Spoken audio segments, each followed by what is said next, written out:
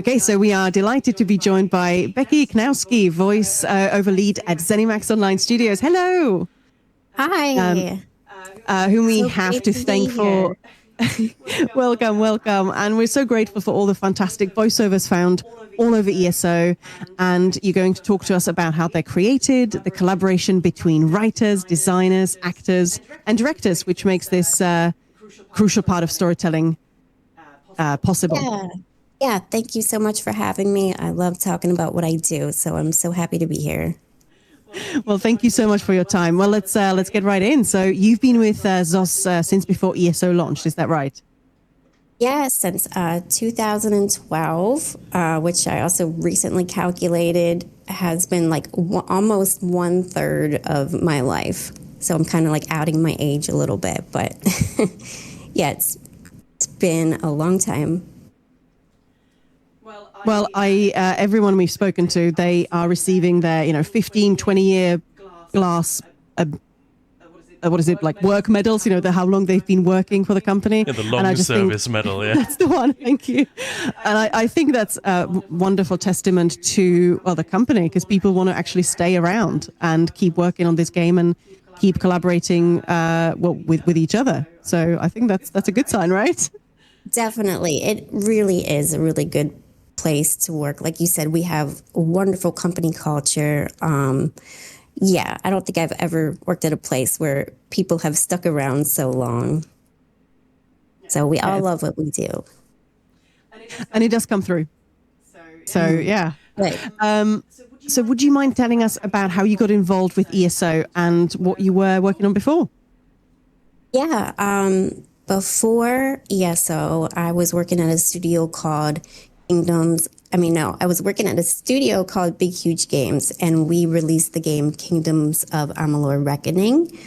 Right after that released, our studio unfortunately shut down. But I remember right before that hearing about ZOS announcing Elder Scrolls Online, which was really exciting. So I got very lucky, and just a few weeks after my old studio shut down, I got hired here, and I have been here ever since. Wow. Yes. I have a bit of a background in just like an audio-centric background. I went to school for music composition, so I've always kind of gravitated toward the sound aspect of game development. Love that. So you have experience across most of the process going from script to voice. So these days, could you explain sort of where a typical player can go and find your work and influence in ESO? Yeah, obviously, like anywhere there's voiceover in the game, me and my team have been a part of that. Just to bring up a more recent and specific example, I worked on the scribing quest line kind of recently.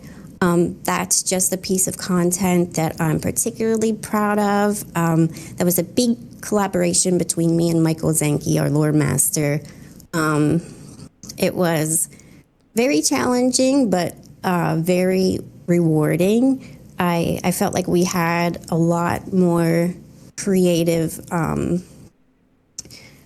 freedom with this quest line because of the nature of those characters. Yeah, it was a huge undertaking, but I'm really happy with how that turned out. The creative freedom really does come through. I think we talked to Zenki about this just yesterday, actually. Although, because this is a pre-recorded interview, it'll be a few days later for the viewers. But yeah, we talked about this very aspect and how much fun it was and how it hits different with the soundtrack, the characters, and the nature of the voiceover. And we also talked to Wes Johnson about it. Myra, you have a story about this? Yeah, it's something that comes up a lot, actually. because I had the opportunity of talking to Wes a few times since Gold Road dropped, and one of the things that I always ask, what's your favorite character? And he gets asked that all the time, and he usually says his thing of, well, I love all of them because they are part of me and all that, which is beautiful.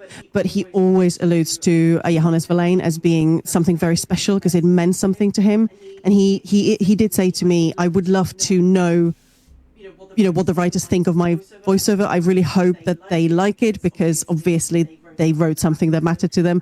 And actually on Monday, because he'd never seen it in game, we played it with him on stream.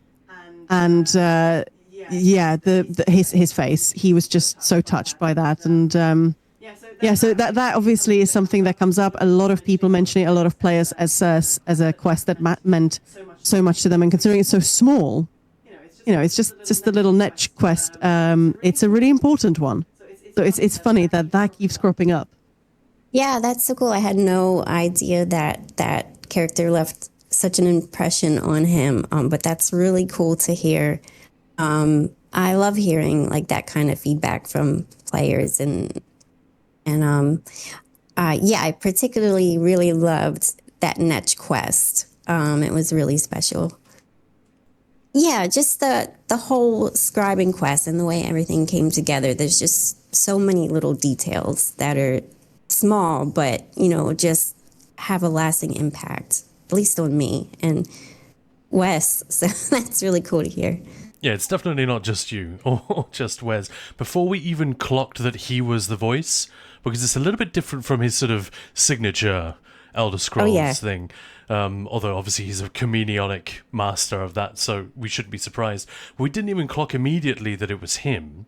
But one of our friends, we were moved by it. Lots of people were. They sort of talked about, wait till you do this one. Ooh, that's a gut punch. One of our friends had to take a little break because it was very moving. And there's something really beautiful about that in storytelling where you get a very real feeling experience from a movie or a TV show or a game. And that comes from a really heartfelt performance by a voice actor, which then comes from a real heartfelt piece of writing from a writer, and obviously, going through a producer and script supervision and whatever steps in the process there are, and then back from a real life experience, ultimately writing from, lived experience, which is what writers try to do. We were talking to Zenke about this and how in a fantasy setting that's not always easy, but that's what you draw upon. Yeah. And it's amazing when you get that feedback loop complete and you can see the whole thing, because I'm guessing that's something you don't get to witness that often unless a player has the chance to come up to you and say, by the way, I loved this. Well, I do be lurking on our forums, and I think a lot of our players know or tag me when they have a question about stuff. So I won't lie, I love to go and look at the feedback after we release something, just to see how players react to it, because I'm always curious. Yeah, that's good to know that actually happens. I want to ask about casting. ESO, and any MMO really, can't lean on things like super advanced facial animation, the latest graphics, or performance capture, which are some of the technologies that really make characters pop in a cinematic way in games. An MMO like ESO is very dependent on the voice to do the heavy lifting, and most of the characters in ESO are quite larger than life. So I just wanted to ask how you go about casting for that. And to give you a couple of examples, maybe you want to touch on Arabelle DeVoe from High Isle, for example, who may seem low-key, but then when you think about it, she's a courtly noble who's also a master spy and has done all this crazy stuff. Or Torvasad from the Necrom expansion, who's basically a demon Ronin. Where do you start when you're trying to find an actor who has that gear? Yeah, well, we start by leaning heavily on our writers. For, big roles like that, we put out casting calls, we send out auditions. So when we do that, we provide a lot of backstory about the character. We provide art. And yeah, we work with a lot of agencies, and we get submissions, and it's just a collaborative effort when it comes to just picking the right voice. Yeah, in the case of Lady Arabelle, it was Tasia Valenza, who we've actually worked with before, but I don't know, her voice was just so right for it. And she was very passionate about the character, which I feel like that really shows. Like, I don't know, she just is Lady Arabelle. So yeah, I hope that that answers your question. It does. How to what extent are you responsible for thinking, oh, I know this person, I can think of these folks in the biz who can, I think they could nail that particular vibe that we're going for? Like sometimes, and I don't want to give myself any of the credit, but when a writer is writing and they already have a voice in mind, that's when like it really works. I'll try to provide a couple of examples of that, but the companion Sharp as Night, that was Julie Comstock, and as she was writing the character, she had Brandon Keener in mind to play the role. So that we reached out to him, asked if he'd be interested, asked if he'd be willing to submit his take on the character. And when we all heard it, there was just no doubt that he was perfect for the role. Let me think of another example of that. Okay, in Elsewhere, there was a young Redguard character. I don't want to botch the name. I think it was Alia Remnis. Does that ring a bell to you guys? Yes. It was so long ago. But our writer, Tori, she wrote that character with Olivia Olson in mind. I think she's from Adventure Time.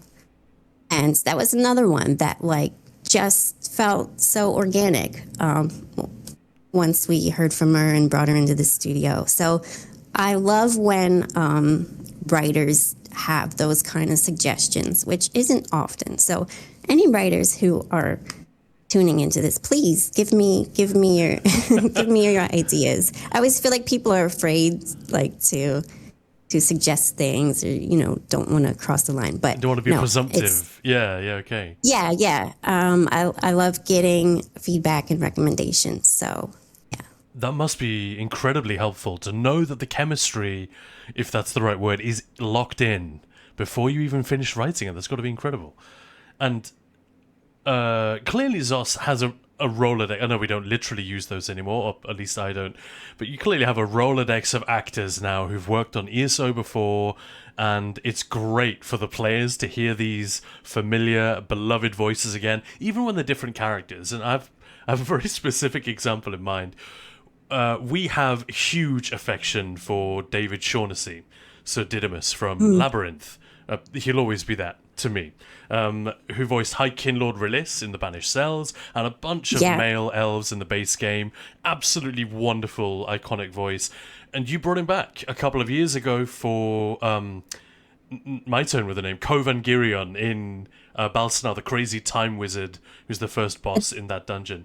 Yeah, the boss. Oh, yeah, he's such a great villain, isn't he? He really is, and the character is... He really is. But way too good at that. The character is not nice at all. He's kind of horrible, and it's not a pleasant fight. Just like the actor. No, totally kidding. Well, David is... That's what I was going to ask, yeah. He is the sweetest. He is just the sweetest. And yeah, such a professional.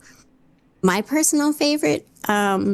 from David is the astronomer in Clockwork City. I love that character. Yeah. And, he could kind of voice pretty much anything, and I think it's just going to be awesome because it's yes, exactly. Yeah. Again, Yeah. a real chameleon and just such a rich delivery, just a master. But the cast is stacked with legends, really, isn't it? Are there any other highlights So among them many. from your experience, or any funny stories you could tell us Gosh. about? There are just like so many. It's so hard. I mean, I have some personal highlights. Like working with Billy Boyd was amazing. Oh yeah. Yeah, he's Braden and the Reach, but then also the Tales of Tribute main character, Bragus. Yeah, sorry. This is really challenging my memory. But oh my gosh, he's exactly who you think how you think he would be. Just so full of life and so sweet. Who else? Ben Diskin is another just phenomenal actor that can also be a chameleon. He's Zaji. And he just has such wonderful, like, I think he's a cold reader, and just every first take he does, his comedic improv is just so, it always works. It's so instinctual. I mean, with Zaji, like, we get through his script, I think, faster than than any other actor with any other script, because it's just like a bunch of one-liners, and the first take is always just like, okay, yep, next. Wow. One take disco. There's like, I love everybody. I hate like picking out like favorites, because like everybody's my favorite. Like Laura Bailey is another one who did Izzy, the companion. Just so warm and professional. I could like go on and on for Please do. For days. It's not about picking favorites, but just giving the players this little privileged glimpse that we don't normally have. So anything at all is much appreciated. Thank you. Yeah. Something that just popped in my head. Stefan Bernard, who is Roger Craig Smith, like the emotion he gave into his performance, especially with, that really tragic scene, like that just blew me away. There are just so Alfred Molina. How could I not mention him? Such a gentleman, like such a kind, sophisticated man. He was so great to work with. I could just go on and on. Yeah, your job is rapidly sounding like the best in the world to everyone listening to this. And how about finding new actors? You said you put out casting calls. Do you ever have anyone that you have in mind? Or perhaps is there someone in the future you're thinking, I would love to find any excuse to work with that person? Pedro Pascal. Okay. That was quick. You thought about May this. or may not have a crush on him like every other woman in the world. No, that was just the first thing that popped into my head. I don't know if I'm being serious right now, but I mean, nothing really specific comes to mind. I guess I just take it on a case by case basis as a new character pops up. Yeah. You know Yeah, makes what I mean? sense. Yeah. And then a different question. Is there a role you can think of which was particularly difficult to cast for whatever reason? Yes, and it kind of ties into what we were already talking about, but I like to pick recent examples because these days I have a memory of a goldfish, but the Netch was particularly challenging. Zanky and I were just so worried. I mean, the Netch is just such a buoyant character, and when we got auditions back for the Netch, they were all over the place. And we landed on Isaac Robinson Smith. Not immediately we just had to listen over and over, and we were just so unsure. And we were just nervous how the dialogue would be perceived by players. And I just remember in the studio, we just kept going back and revising the voice. Like, we were worried it would be too like annoying. But I'm really happy with how it turns out, and I would love to hear like what other people think. But yeah, that one was particularly challenging. Yeah, funnily enough, we talked to with Wes Johnson, and we were streaming at the time, so we did talk about this just the other day, because he had never heard the quest done in game, so he was blown away by the actor portraying Johannes Verlaine's son. Was it? I'm going to get that wrong. Alec. But that he was expecting to be moved by his own performance and the memories of that, and then he heard the son who's preparing to grieve, but not quite there yet, and sort of desperate. And yeah, you should have seen his face. My goodness, it really hit hard. And then when the Netch is peppering in these disembodied voiceovers in the middle of the action, it's it's almost like a comic relief, which punctures the tension. And we were commenting on how well that works, because it is whimsical, but it isn't completely incongruent, you know? And yeah, I think he made a point about that being a difficult balance for you guys and Isaac to make. Yes. Yeah, we were a little worried. But once all the elements came together and the content was in its final form, and at least when I got a chance to play through it, after, like the post-processing was added to the voice and everything else came together, I was happy with it. I have to sort of 100% agree with that. It's kind of boring, but I just thought it was really fun how you have this really beautiful story, but then there's this Netch who's sort of silly, but also the way the Netch is sort of described by Johannes Verlaine, as saving his life, and there is just this, it's just this weird juxtaposition, but it just works. But I can imagine it would have been hard. Yeah, that makes me happy to hear. All right. So once you've got your actor, how do you help them prep and supervise the performance? It's funny. Like, so we work with a lot of like outsourced directors and people in the studio. And one thing my team always gets a comment about is just how prepared we are and how much it shows that we care, and we basically over prepare. So we do make sure they get their materials well in advance of the session, and that's not only the script with like an overload of direction, art. Like I said, we do provide backstory. We give them everything they need in case they want to practice and prepare ahead. And then we also do the same thing for our directors.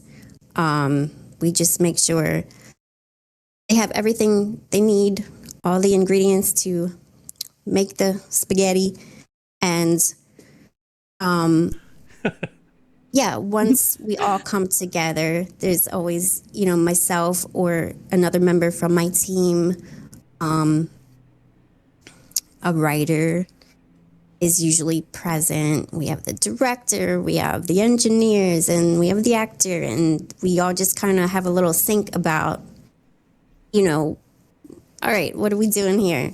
And it's usually a smooth process. It's got to be challenging, though, to get everyone, when so many people are involved.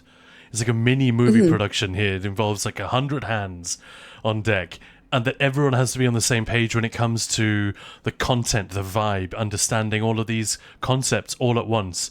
That's actually pretty admirable. It's something that even I, who like to think about voiceovers in video games, I'm not really thinking about that when I'm just hearing it and experiencing that. Yeah, obviously. and oh, sorry, go ahead, Maya. No, you go. You go. I was just gonna say, like, another advantage we have now is we've also just been doing it for so long. I mean, Sure. we do this 4 times a year for the past, I can't do math, like 13 years. So we definitely just have a flow, and that is the best part, is just like all working together and, just making our vision happen. Obviously, having people that know each other working together as well is got to be helpful. Yeah. This is obviously nothing compared to what you're talking about, but Wes invited me to do a little radio play on Sunday to support Voiceapalooza, and there were some incredible names there. I just had a couple of lines, but it was, the best thing ever. But just seeing them, there was no prep. Half the time they're like, hang on, who am I reading? There was a little bit of that, but even just that, because those people have known each other for years, there was just this synergy that I can imagine, the way you described how you guys work must be, 10 times that. And it shows, because the finished product is, we talk about this all the time. Everyone talks about the voice acting and the way that's done in this game, and combat and other things. But the voice acting, like it comes up over and over and over, and how that just brings the game alive. Oh yeah, thank you. Yeah, thank you so much. Yeah, and yeah, Wes is such a wonderful human being. I did his Voiceapalooza a couple years ago. Such a great cause. He's such a wonderful person. I'm glad you got to join in. Yeah, he's a top chap, as we say. He really is, yeah. I've just got a random question, which I just thought of. We should have asked it at the beginning. So you were on board before the decision was made to fully voice ESO, is that correct?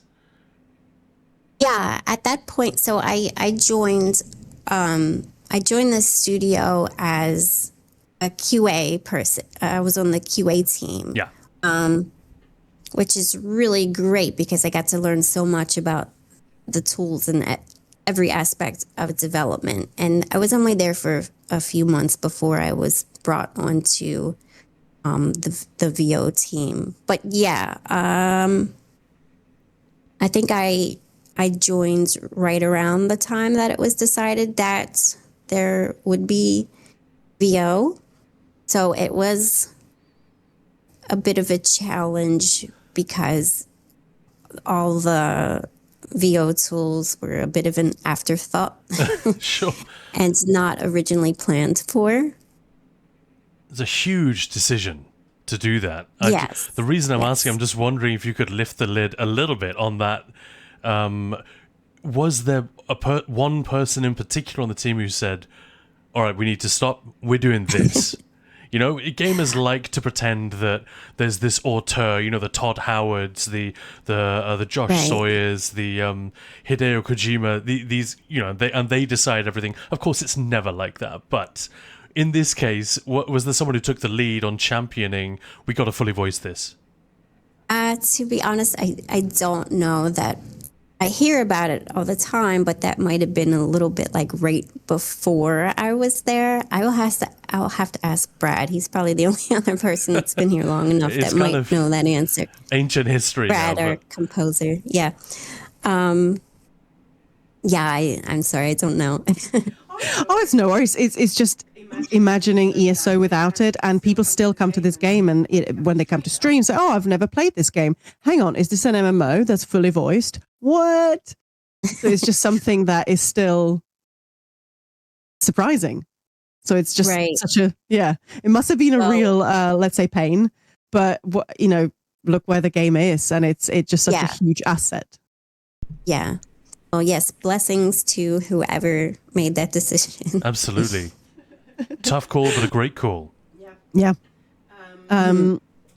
So I think it's easy for audiences to overlook the difference between voice acting and screen acting, especially if it's well done and disbelief is properly suspended.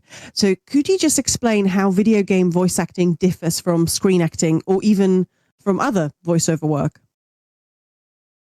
Well, from what I hear from actors is that it can be a lot more challenging because you can't portray with your movement or your body or your facial expressions. It all just has to come from the voice. So I could imagine if I was an actor that would be very challenging. I wish I could speak more to that, but I mean, I don't have the direct experience to be able to answer it. But I can imagine what you're saying exactly, that Yeah. you don't have anything, we can't even see the face. It's just the voice. Yeah. So I mean, I'm just still in awe of voice actors every day that they can do what they do. I mean, I've tried just to do like amateur temp recordings and stuff when we need those. And it's really hard. It's a lot more harder than it seems. Oh, I can imagine. Yeah. I'm terrible.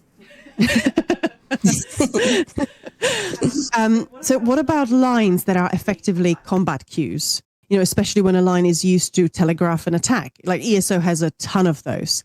And it's a weird mix of sort of dramatic performance and user interface almost. So how do you go about explaining to an actor what it is they need to convey? I feel like this answer is going to be disappointing. But our biggest challenge as voiceover game devs is, at the end of the day, you're in a combat space, usually with other players. It's so noisy. There's sound effects from the abilities, from the player, from the boss, and like Brad's combat music goes hard.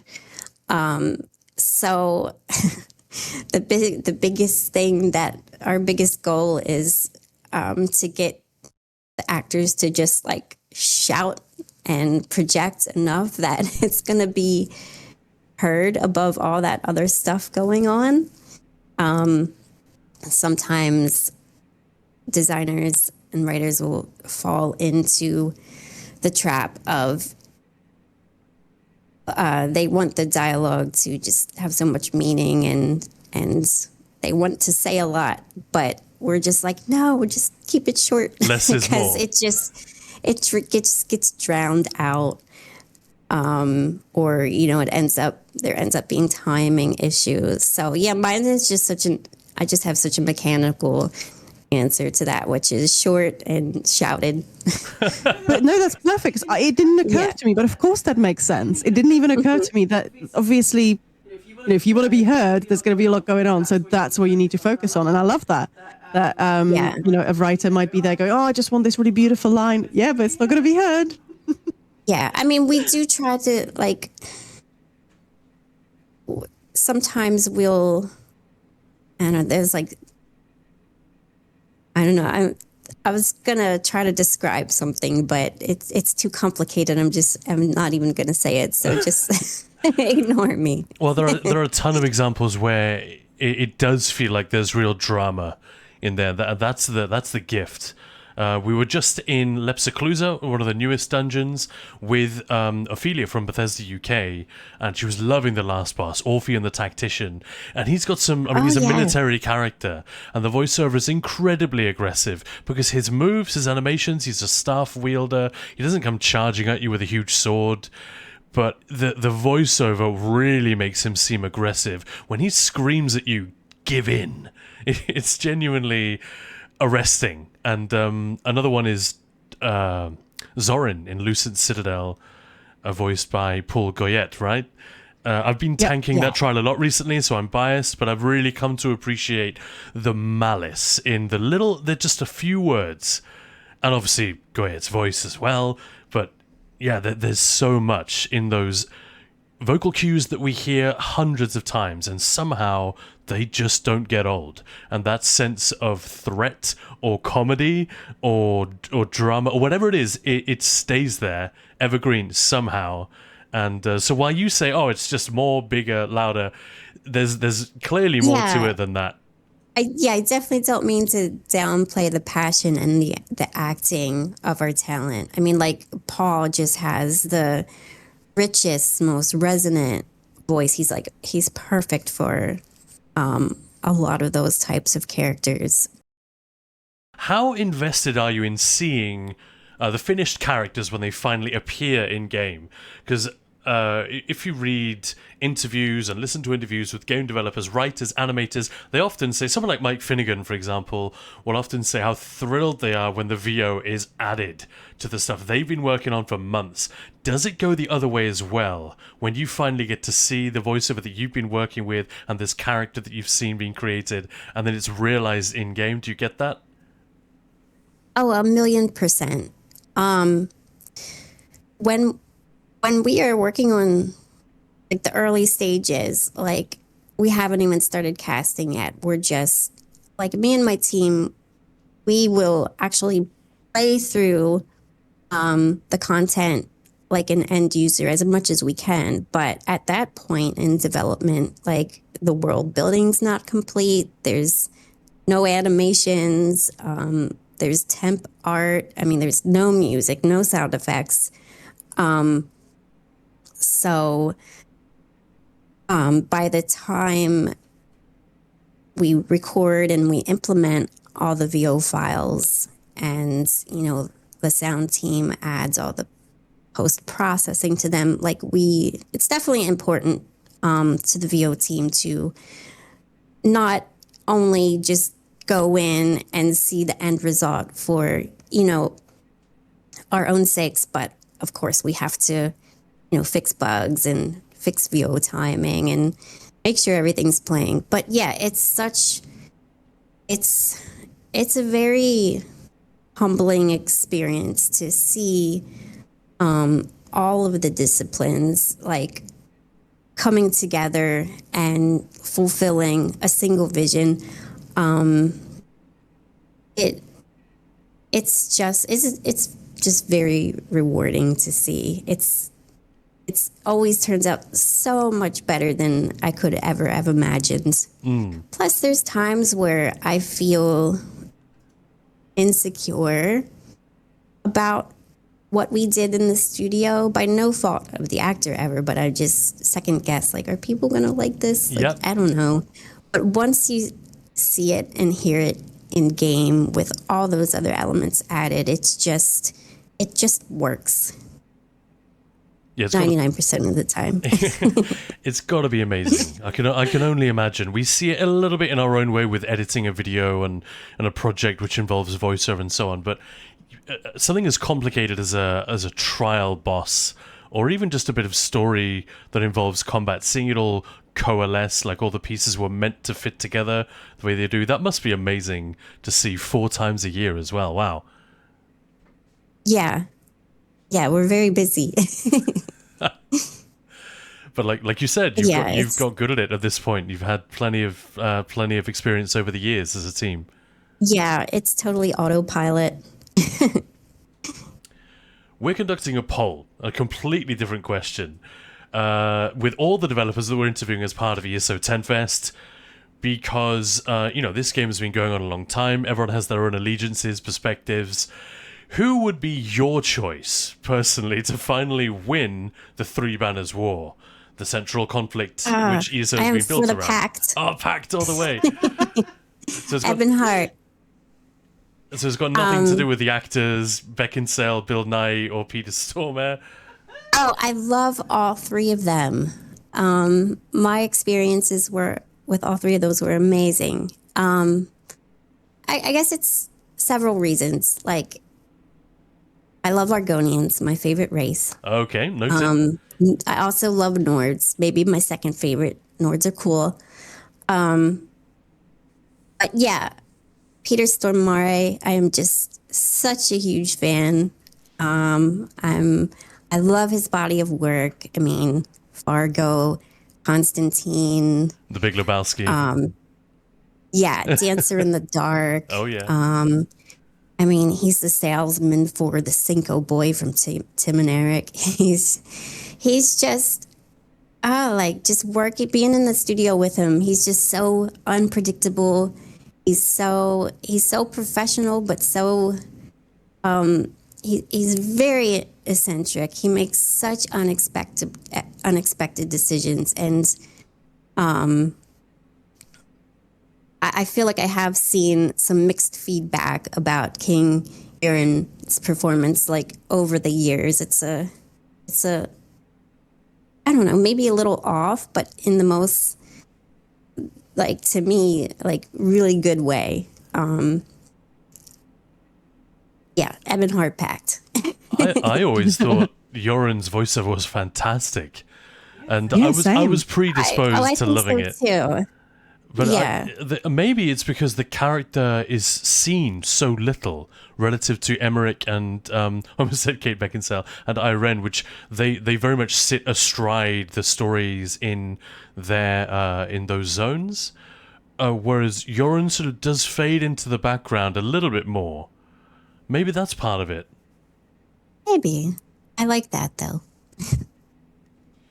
Yeah, I remember watching, there was like a little video made with the voice actors that was released when it was announced that it was going to be fully voiced and everything. And all of them were interviewed.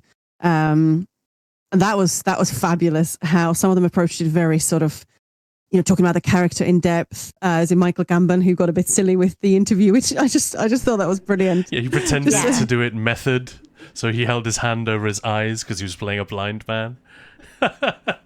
Yeah, yes. I wasn't there for that, but yeah, I remember seeing the footage. And I'm a huge fan of Alfred Molina. I think he's just amazing. So to hear that, he was really great doing this as well. I mean, he sounds fantastic. People love that voiceover, and but yeah, it's I'm definitely jealous because it just sounds like really hard work, but really rewarding because you get to see something really tough being created. I from the very little experience I've had, and just to turn it into the stories that make people cry, and laugh, obviously, as well. Right. But yeah, it's got to be quite rewarding. I can Yeah. imagine. Rewarding doesn't even begin to describe it, but I just, that's a good word for it. Yeah, I'm very lucky that I get to do what I do and work with such amazing talent. Well, thank you on behalf of the entire community for doing it so well, you and the team. Well, thank you. Thanks for having me, and thanks for being a fan of our work. So, what is your favorite moment in ESO? So my favorite update is Clockwork City. And probably my favorite in-game moment is when you get a chance to speak with Soth the Seal at the end of Clockwork City. That just really moved me. And I think I want to mainly blame that on the writer, Lehman Tuttle, but I don't know. I have never been more immersed in a dialogue before, and I feel like Matthew Sworn just really was the right voice for that. He just has so much unexpected vulnerability, and I don't know. His performance just really moved me when I went in and I finally got to see everything all together. That, I don't know. It was a vibe. I think actually for a lot of people, Clockwork City is the number one storyline that they talk about. So I love it. I love everything about Clockwork City. I think it's my top. I love Rothgar as well, but Clockwork City was just different. Yeah. It was. And, yeah. Yeah. Rothgar, I love the Rothgar storyline. Orcs are just fun. They are. Yeah, a lot of beefy voiceovers there as well. That's a lot of fun. Mm-hmm. So, And from a development standpoint, do you have any, any favorites, any funny anecdotes, any big wins, anything at all over the last 12, 13 years?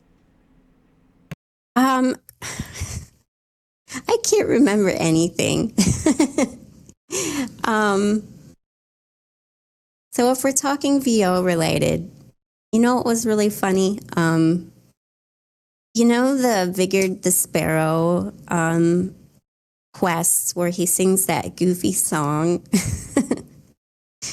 Well, someone's going to know it, but I just remember it was at a very busy time, and Brad writes all our music, and it was like a day before the session. I'm like, Brad, do you have this song ready yet or not? Like, because we got to record it tomorrow. And he's like, yeah, it'll come. So I was like, you know what? I just went to a microphone and I just sang this stupid little ditty. I sent it to Brad. He listened for about a second. He's like, ship it. So we went in the studio with Edie and Emery, and you would have to hear the reference file I provided him. It's the I have it. If you guys want it, I'll send it to you. But he listened to it and he was like, okay, let's do it. And then he gave so many versions of the most hilarious singing ever. I still have all the outtakes. I went to Jason Barnes. I was like, which one of these do you like the best? And we went with what was in game, but there are just so many hilarious outtakes. And I just remember that session being particularly fun and funny. And we were all just dying of laughter. Oh, Kwama, sweet Kwama, don't you want to be a mama? Oh, Kwama, sweet Kwama, don't you wanna be a mama? Oh, Kwama, sweet Kwama, don't you wanna be a mama? I remember that quest. That's brilliant. Yeah, that's the egg mine in Gnosis, Yes, right? the Kwama, Yeah. soothing Kwama singer. Oh, that's amazing. I love that. Yeah. So that's all I got. That's the only thing I remember from my whole career. That's pretty amazing. Perfect. Yeah. That's amazing. Thank you so much. Wow, Yeah, excellent. no problem. Thank you for preparing. That's wonderful. And well, it's been a real privilege. I said earlier, we're over preparers. Oh, yeah. Well, we dig it. We dig it. So, Becky Ichnoski, we really appreciate your time with us today. Thank you so much for being part of ESO 10 Fest. Here's to the next 10 years. Yay! Yeah, thank you for having me. Thank you. This was so much fun.